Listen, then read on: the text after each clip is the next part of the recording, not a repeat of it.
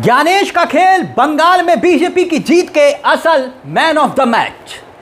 बंगाल में बीजेपी का परचम, जबरदस्त जीत, मगर man of the match Gyanesh Kumar क्यों? मिस्टर ज्ञानेश कुमार गुप्ता ही मैन ऑफ द मैच क्यों? बीजेपी के लिए, इस अप्रत्याशित जीत के लिए सबसे बड़े नायक ज्ञानेश कुमार गुप्ता बन के उभरे। आप कहेंगे ऐसा कैसे हो सकता है? मोदी जी ने इतनी मेहनत की, अमित शाह जी तो खुद चुनाव प्रचार में गृह मंत्रालय कामकाज छोड़कर खुद वहां पर डेरा जमाए हुए थे, तो फिर ज्ञानेश कुमार गुप्ता जी ये मैन ऑफ द मैच कैसे हुए? ममता बनर्जी का भी एक बयान आया और ठीक रुझान जिस वक्त आ रहे थे तब उस वक्त ये बड़ा बयान आया था, ये भी आपको सुनाएंगे। मगर सबसे पहले गौर करिए, 27 लाख वोटर्स क्यों इस बीजेपी के जीत के असली man of the match Gyanesh Kumar बने? कैसे बने? दरअसल ये 27 लाख वोटर का जो आंकड़ा है, जिनका मामला सुप्रीम कोर्ट, देश की सबसे बड़ी अदालत में कपिल सिब्बल लेकर गए थे, और यह कहा गया था कि 27 लाख लोग हैं जो पहले वोट देते थे, मगर ज्ञानेश कुमार गुप्ता जी ने, चुनाव आयोग ने जो एसआईआर की प्रक्रिया की, 27 लाख वोटर्स जो हैं वोट नहीं दे पाए। यह मुद्दा था, सुप्रीम कोर्ट के सामने तक पहुंचा। सुप्रीम कोर्ट ने क्या कहा था दोस्तों? हम इस मुद्दे पर अभी कोई फैसला नहीं देने के तैयार हैं, कोई फैसला नहीं देने को तैयार हैं। ये अगली बार वोट दे सकते हैं, मगर इस बार ये वोट नहीं दे पाएंगे। 27 लाख वोट, 91 लाख में से चुनाव आयोग ने जो एसआईआर में लोगों के नाम डिलीट किए, हटाए। अब सोचिए जरा, 27 लाख वोटर जिन्होंने वोट ही नहीं किया, तो ऐसे में असली मैन ऑफ द मैच कौन हुआ? ज्ञानेश कुमार गुप्ता जी। तमाम जांच एजेंसियां, पैरामिलिट्री फोर्स, पूरा चुनाव आयोग एक तरह से भारतीय जनता पार्टी के लिए काम करता हुआ नजर आया, ऐसे आरोप लगे विपक्ष की तरफ से। जैसे कि हमने बंगाल के चुनाव में देखा, बिहार चुनाव में देखा, वो सिस्टम जहां पर ईडी जांच एजेंसियां विपक्ष की यहां पर रेड मारते हैं। याद आया, तृणमूल कांग्रेस से जुड़ी हुई आईपेक्स संस्था पर रेड मारी गई, और बाद में हुआ क्या? बेल मिली। चुनाव खत्म होने के ठीक एक दिन के बाद जांच एजेंसियों ने कहा कि हम बेल का विरोध नहीं करते, जांच एजेंसियों ने कहा। मगर ठीक रुझान में जिस वक्त ममता बनर्जी पिछड़ रही थी, लगातार देश की होनहार मीडिया बता रही थी कि ममता बनर्जी चुनाव हार चुकी हैं, और ठीक उसी वक्त ममता बनर्जी सामने आती है। उनका बयान सुनिएगा, लेकिन 27 लाख वोटर्स का मतलब समझ रहे हैं आप? ज्ञानेश कुमार गुप्ता पर सवाल फिर से क्यों उठ रहे हैं? अब देखिए, मैं आपको दिखाता हूं। अडानी ग्रुप का न्यूज चैनल है ये, एनडीटीवी। वहां पर गलती से पत्रकार इस बात का लेकर विश्लेषण करते हैं कि भाई 147 सीट जहां पर 25,000 वोटर कट गए, 147 सीट्स, भाजपा 82 सीटें वहां पर जीत गई हैं। एसआईआर के जरिए 25,000 वोट 147 में से 82 सीट पर यहां पर कट रहे हैं, और 82 सीट अगर आप कम कर दीजिए तो आंकड़ा 100 से नीचे भाजपा का पहुंच जाएगा। और ये मैं नहीं कह रहा, ये एनडीटीवी में चर्चा हो रही थी कि हर विधानसभा सीट से 25,000 वोटर कटे हैं। 25,000 वोटर कटने का जिक्र, तो अब आप बताइए मैन ऑफ द मैच कौन हुआ? बीजेपी, अमित शाह और प्रधानमंत्री मोदी अपनी सरकार बनाने का दावा कर रहे थे, और दूसरी तरफ टीएमसी भी। अब उनके दावों पर संदेह हो रहा था और सवाल खड़े हो रहे थे कि ये कैसे हो पाएगा? टीएमसी को हराना इतना आसान नहीं है। लेकिन केंद्रीय जांच एजेंसियां, बड़ी भूमिका, चुनाव आयोग की भूमिका तमाम संदेहों को जन्म दे रही थी। शुभेंदु अधिकारी, जो पश्चिम बंगाल के अगले मुख्यमंत्री हो सकते हैं, जिन्होंने ममता बनर्जी के खिलाफ भवानीपुर से चुनाव लड़ा, वो शुरू से ही एक आंकड़ा देते रहे, 180 से ज्यादा सीटें बीजेपी जीतेगी। और फिर से 27 लाख वोटर, सवाल खड़ा होता है कि ये किसके थे जो 27 लाख वोटर कटे, जो वोट नहीं दे पाए? और ये बात सवाल खड़ा करेगी कि ममता बनर्जी की हार आखिरकार जब टीवी चैनलों पर दिखाई जा रही थी, तो ये 27 लाख वोटर का जिक्र क्यों नहीं किया गया? अब चुनाव आयोग के आंकड़े और इन आंकड़ों को लेकर सवाल ममता बनर्जी ने उठाए जब रुझान आ रहे थे कि ममता बनर्जी चुनाव हारी है। सुनिए जरा, ममता बनर्जी और उनके सांसद क्या कुछ कह रहे हैं, सुनिए जरा। সবাইকে নমস্কার জানিয়ে বলছি, প্লিজ দয়া করে কেউ কাউন্টিং এজেন্টরা এবং প্রার্থী ক্যান্ডিডেটরা তারা ভোটিং এলাকা ছেড়ে আসবেন না। স্ট্রং রুমে যেখানে কাউন্টিং হচ্ছে, মানে সেন্টারে, সেখান ছেড়ে কেউ আসবেন না। এটা বিজেপির প্ল্যান। প্রথম 2-3 রাউন্ডে আমি কালকে থেকেই বলছি যে ওদেরগুলো আগে দেখাবে, আমাদেরগুলো পরে দেখাবে। এবং অনেক জায়গায় 2-3 রাউন্ড কাউন্টিং করার পরে প্রায় 100টা জায়গায় কাউন্টিং বন্ধ করে রেখে দিয়েছে। এবং কল্যাণীতে ধরা পড়েছে 7টা মেশিন, যেখানে কোনো মিল নেই। এটা টোটাল ফোর্সফুলি সেন্ট্রাল ফোর্সকে দিয়ে চারিদিকে তৃণমূল কংগ্রেসের উপর অত্যাচার করছে, অফিস ভাঙছে, জোর করে দখল করছে। এসআইআর নামে আপনারা দেখেছেন ভোট লুট করেছে যাতে যে সিটগুলো জিততে পারে।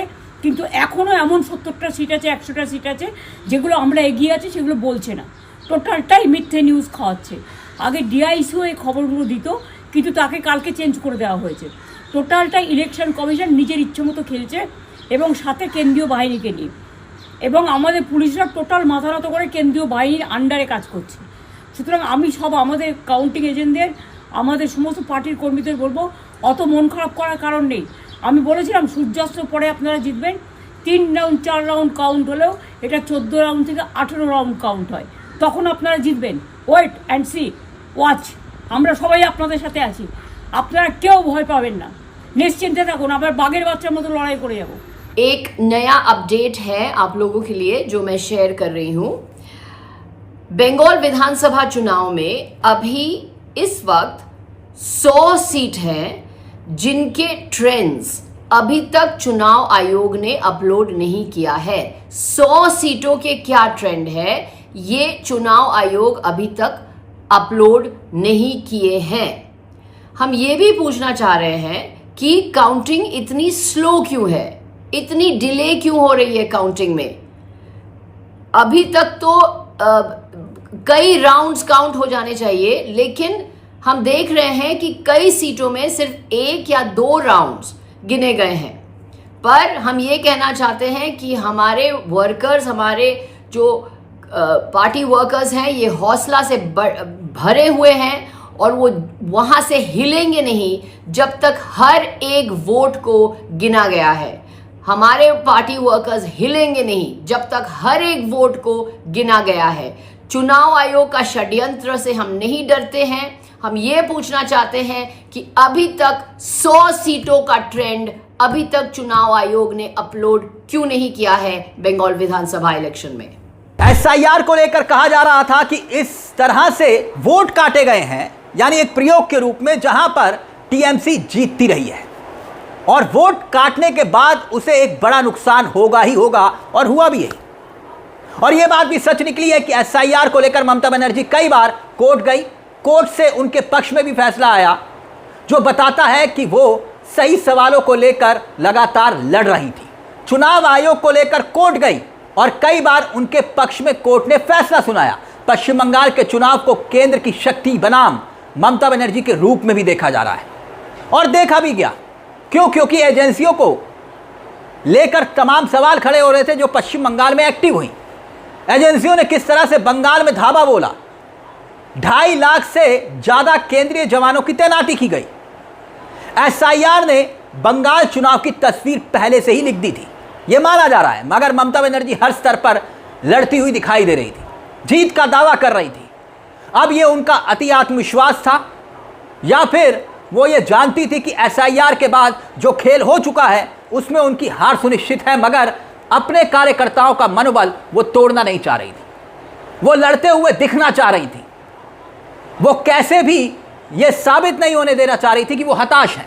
मगर सबसे बड़ी लड़ाई ममता बनर्जी मोदी और शाह के साथ साथ मिस्टर ज्ञानेश कुमार गुप्ता के खिलाफ भी लड़ रही थी, और यहां तक कि जिंदा वोटर्स को लेकर ज्ञानेश कुमार गुप्ता के दफ्तर तक ममता बनर्जी गई। याद करिए, एक एक घटनाक्रम को याद करिए। सुप्रीम कोर्ट में ममता बनर्जी ने पैरवी की, जांच एजेंसियों के सामने डटकर ममता बनर्जी खड़ी हो गई।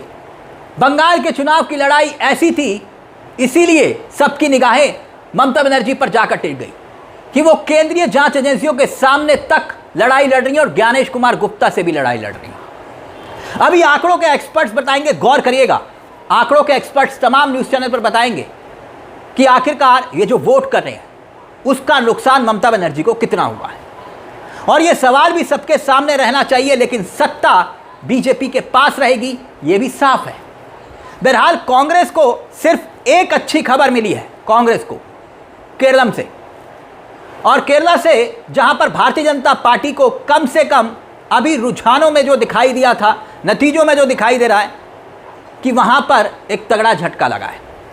केरल में सत्ता पलटी, वामपंथियों को बाहर कर दिया गया और कांग्रेस बहुत ही कंफर्टेबल वहां पर चुनाव जीती। मगर जो एक और ऐतिहासिक तस्वीर सामने उभर कर आई और वो आई तमिलनाडु से। तमिलनाडु जहां पर सत्ता अक्सर एआईडीएमके या डीएमके दोनों के बीच में झूला झूलती रही, मगर इस बार देश की राजनीति में एक और सुपरस्टार सामने आ गया और वो है विजय।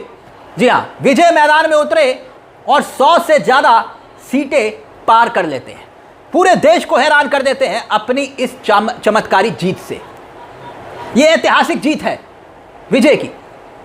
अब आप इसे यूं मानिए उदाहरण के तौर पर कि उत्तर प्रदेश में भाजपा और समाजवादी पार्टी, इन दोनों को साफ करते हुए कोई तीसरा विकल्प सामने उभर कर आ जाए। ये इसी तरह की जीत है जहां पर विजय के संगठन को लेकर चर्चा हो रही थी कि इनके पास तो संगठन नहीं है, कैंडिडेट नहीं है, लेकिन वहां पर वो एक तरफा जीते। और पहले कहा जा रहा था कि तमिलनाडु के प्रशांत किशोर साबित होंगे विजय, लेकिन विजय की मौजूदगी ने सबको हैरत में डाल दिया।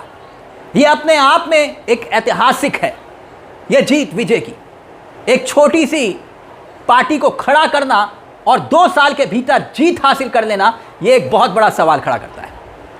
आंध्र प्रदेश में देखा कि एनटीआर के साथ साथ और फिर यही चीजें तमिलनाडु में भी लगातार देखने को मिली, जहां पर फिल्मी सितारे राजनीति में परचम लहरा देते हैं, और विजय ने भी वही किया, एक शानदार अप्रत्याशित जीत हासिल कर ली। लेकिन मैं एक बार फिर से पश्चिम बंगाल लौटना चाहूंगा जल्दी से दोस्तों। पश्चिम बंगाल, दीदी की तमाम योजनाओं के बावजूद ममता बनर्जी सत्ता से बाहर हो गई। गौर करिएगा, यह अप्रत्याशित क्यों है, क्यों इसके असल man of the match Gyanesh Kumar माने जा रहे हैं। अगर आप पूरे चुनाव का निचोड़ निकालें, मिजोरम को छोड़ दें और बाकी राज्यों में अगर बीजेपी आपको दिखाई देगी, बीजेपी या एनडीए के जो सहयोगी दल है, पूर्व में भाजपा अपनी मजबूत पकड़ बनाती हुई दिखाई दे रही, बावजूद इसके केंद्र में सत्ता में उसे 12 साल हो गए और इसमें सिस्टम का एक बहुत बड़ा किरदार है। याद रखिएगा, इसे खारिज नहीं किया जा सकता। और मैं बार बार कह रहा हूं आपसे कि 91 लाख लोग जो हटाए गए और उनमें से 27 लाख वोट जो वोट डाल नहीं पाए, जिनके पास पासपोर्ट थे, पहचान पत्र थे, वो वोट नहीं दे पाए। सुप्रीम कोर्ट के सामने मामला गया और सुप्रीम कोर्ट से अपील की गई इन्हें वोट देने दीजिए, और वो वोट नहीं दे पाए। और यहां पर चंद वोटों से अगर 25,000 वोट पर सीट कटे तो फिर मैन ऑफ द मैच कौन हुआ। असली किरदार इस पूरी जीत के पर्दे के पीछे ज्ञानेश कुमार गुप्ता माने जा रहे हैं। खैर, आपकी क्या राय है? बीजेपी ने जो परचम लहराया इस जीत को लेकर और ज्ञानेश कुमार के इस सियासी खेल को लेकर जिसकी चर्चा हो रही है, पर सीट 25,000 वोट। अपनी राय हमें कमेंट बॉक्स में जरूर दीजिएगा। मुझे तिलक चावला को दीजिए इजाजत। एक छोटी सी दरख्वास्त, चैनल को सब्सक्राइब करना मत भूलिएगा। मंच आप ही का है जहां हम सिर्फ खबर नहीं दिखाते बल्कि खबर के पीछे की खबर भी बताते हैं। नमस्कार, जय हिंद, जय भारत।